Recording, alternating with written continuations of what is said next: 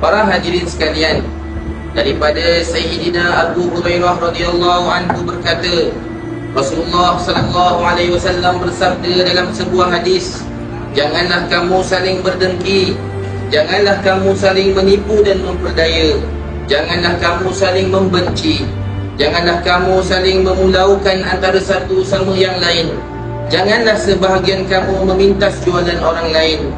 Jadilah kamu para hamba Allah yang bersaudara. Setiap Muslim ialah saudara kepada Muslim yang lain, dan dia tidak boleh menzalimi, mengabaikan, membohongi atau menghinanya. Takwa itu di sini baginda sallallahu alaihi wasallam mengisytiharkan kedadanya sebanyak 3 kali. Sudah dianggap buruk apabila seseorang memandang rendah kepada saudara Muslim yang lain. Haram bagi setiap Muslim menumpahkan darah saudaranya, mengambil harta atau mencemarkan maruahnya. Hadis ini diriwayatkan oleh Imam Muslim. Hatimu bawa sinaran cahaya inspirasi. Sahabat, kau sesungguhnya temanku. Allahu Akbar.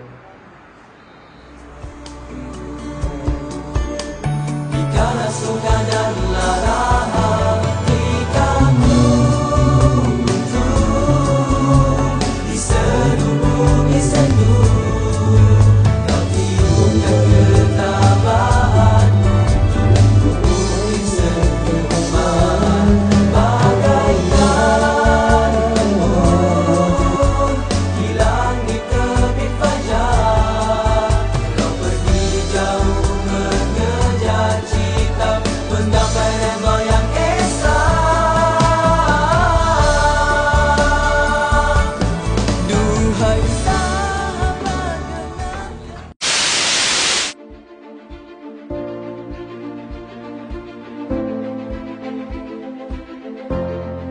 Di sini kami adalah bersaudara. Di sini kami adalah bersaudara. Buli bukan budaya orang Islam. Buli bukan budaya orang Islam. Buli bukan sifat pelajar tahfiz.